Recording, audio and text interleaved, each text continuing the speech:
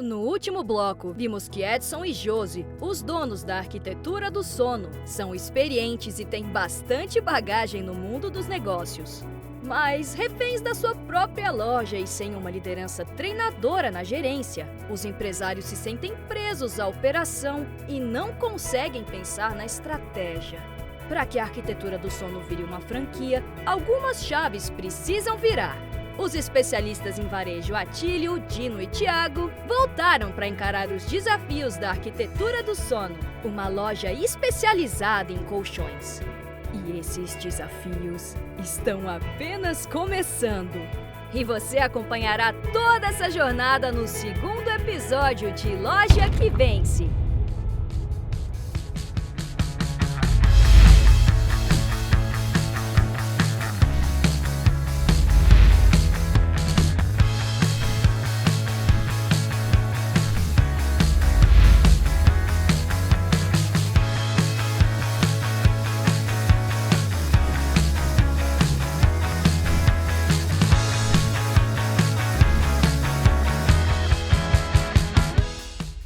Quando a gente se aproximou mais da loja, a gente reparou que não tem uma liderança treinadora.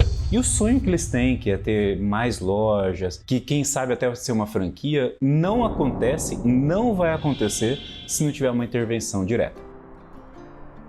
Nós temos um desafio hoje, que é selecionar o líder.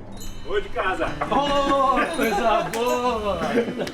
Grande Thiago! Você é uma torre! A loja que vence! Vamos vencer! Só pra frente! Só pra frente! Oh, coisa boa! Tem certos momentos que você tem que fazer com que a pessoa tenha repúdio do momento que ela tá, para ela ter coragem e força para ir pro próximo momento. E foi o que a gente fez com a arquitetura. Quando se fala em mudança, tu mata um padrão antigo para adotar um padrão novo. Então isso tem um certo desconforto, sem dúvida nenhuma. Ponto em relação a prioridades que eu questionei na reunião e que eu acho extremamente importante. A Josi tem algumas prioridades e o Edson tem outras. Mas a principal prioridade, que é ter uma liderança naquela loja para que tudo dê certo, não estava na agenda. Estava sendo assim, vamos ver, a gente está buscando e tal. Isso tem que ser a prioridade zero nesse negócio. Não adianta eu querer ter uma loja que vence se eu não tenho um líder que vai me ajudar a fazer isso. Então, quando eu vi que isso não era assim exatamente a prioridade, eu falei, para tudo. Se a gente não resolver isso, a gente não resolve nada nessa loja. Olha, vocês querem continuar gerenciando loja depois de 30 anos no varejo? Vocês realmente querem isso? E aí que eles tomaram a coragem de contratar um líder. O candidato à liderança foi entrevistado e testado, demonstrando as habilidades necessárias para liderar a equipe e contribuir para solucionar os desafios que a loja enfrentará nos meses seguintes. Thiago acredita que essa é a melhor cartada para a arquitetura do sono nesse momento. Chegou a hora de conferir se Josi e Edson também aprovam a escolha e se estão preparados para esse próximo passo.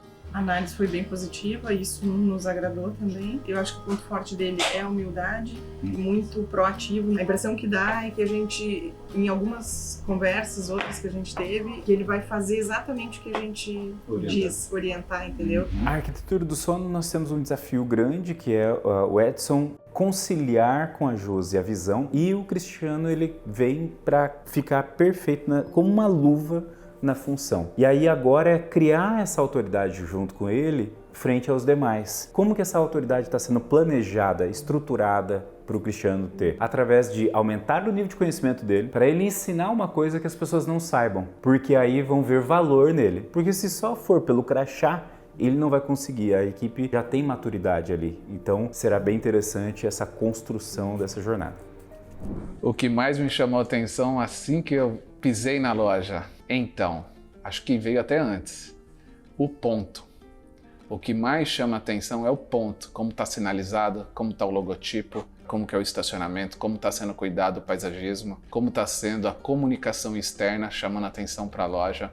Tem um ponto ótimo, muito privilegiado, mas na hora que você entra, que você tem uma rampa um pouco até desconfortável, uma porta que abre no sentido contrário, um puxador que não é ideal, que é o puxador que a loja de vidro vende. Um piso que é um laminado que ele poderia estar ok, mas aquele piso já teve seu tempo. Um forro antigo, inteiro de gesso, cheio de moldura, com lâmpadas que já não se usa mais. Começa a comprometer o produto que a gente está tentando vender, que tem um valor agregado muito alto.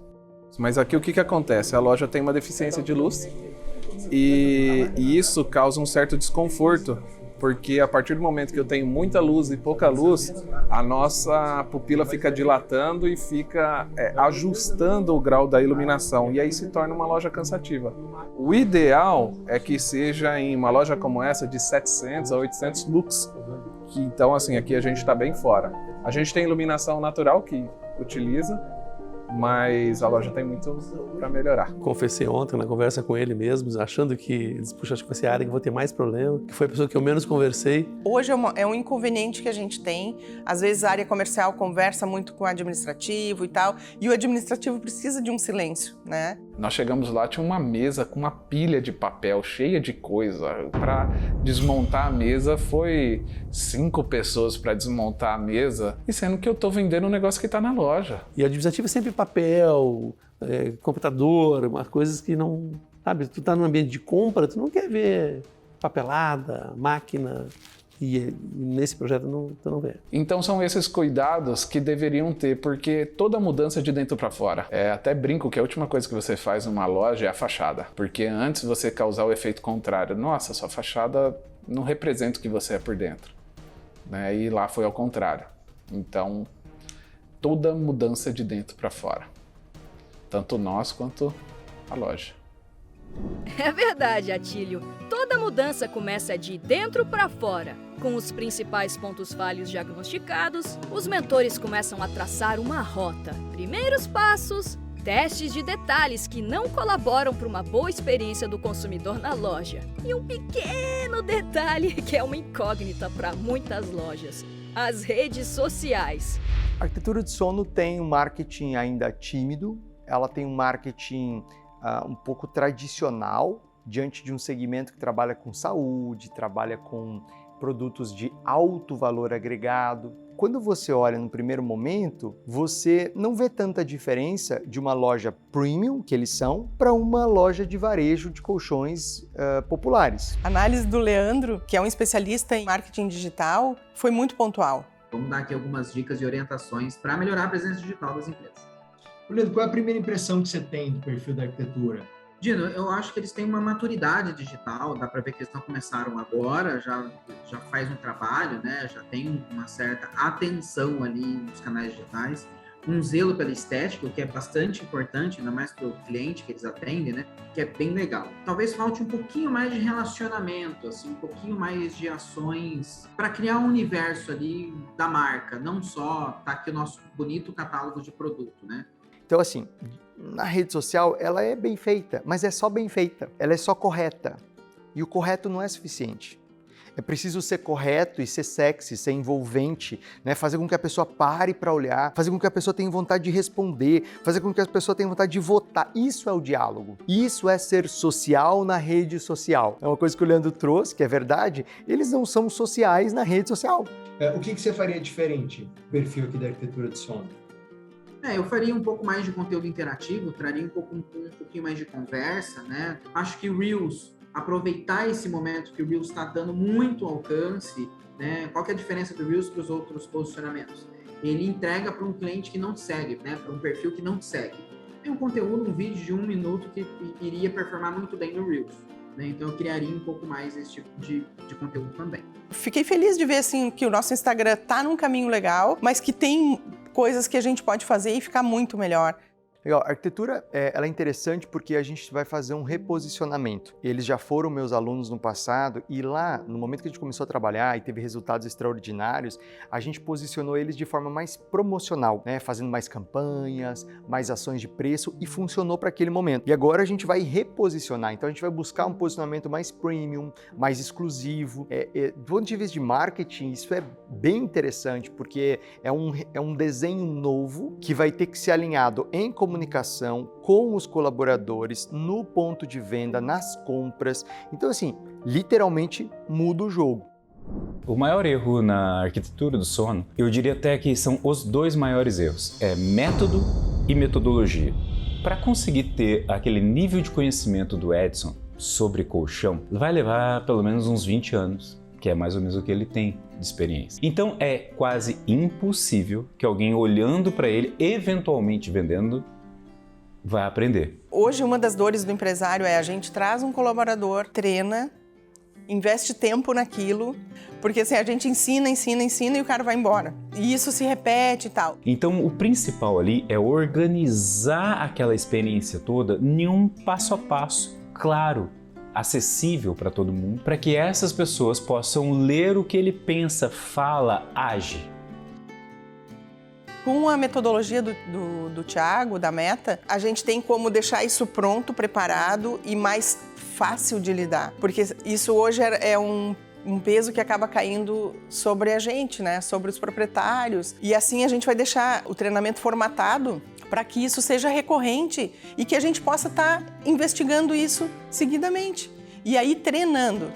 Ensinar é diferente de treinar. Né? E aí a gente vai ter esse treinamento permanente e isso faz muita diferença para quem, principalmente eu acredito, para quem quer ter um atendimento diferenciado, né? Eu vejo que a Josi, ela compra muito rápido as ideias porque ela é pura emoção. Então você joga, ela se encanta, ela vibra, ela quer fazer, ela acha o máximo, né? Já o Edson é um pouco mais racional, ele é mais razão. E aí o Edson já abre um balãozinho aqui, né? Quanto vai custar, quem vai fazer. E eu penso que se eles dois conseguirem unir esses dois perfis, ou seja, a empolgação com a razão para fazer aquilo acontecer, a gente tem o melhor dos mundos. Mas eu tenho uma preocupação aí, né? Eu tenho uma preocupação por conhecer o perfil deles.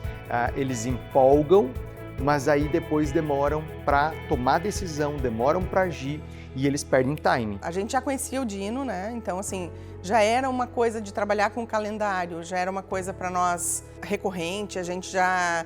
Mesmo que a gente passasse um tempo sem conversar com o Dino, a gente já tinha o calendário sempre, a gente já se acostumou a abrir o calendário e trabalhar com datas, mas vou te dizer assim, às vezes a gente vai cansando o braço, esquece, daí o Dino traz de volta, né? Mas o Dino é uma pessoa que tu tá do lado dele e tu tem insights novos a todo momento. E ele aproveita os teus insights, a tua vivência e acrescenta mais ainda. Então é uma troca, uma via de mão dupla.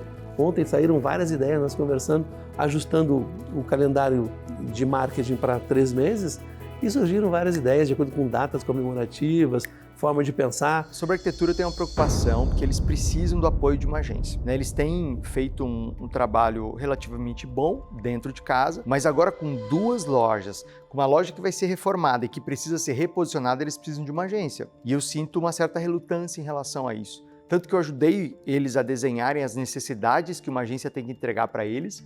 E eu disse ao Edson, você está inseguro? Não tem problema. Traz para mim as propostas que eu ajudo a revisar, mas vamos desenrolar logo isso. Quanto mais tempo a gente perder, mais tempo vai demorar para o reposicionamento e para a gente ter resultados melhores. Essa é uma preocupação em questão de marketing lá com eles. Não adianta ficar só na teoria, não. Sem a liderança firme e a capacidade de delegar para fazer o planejamento virar ação na rotina da loja, as ideias ficam só no mundo dos sonhos mesmo. Josi e Edson vão alinhar suas visões e serem rápidos na tomada de decisão e na ação? Ou as diferenças entre os dois estilos de liderança e o receio da mudança vão fazer perder o timing das oportunidades que se apresentam para a arquitetura do sono?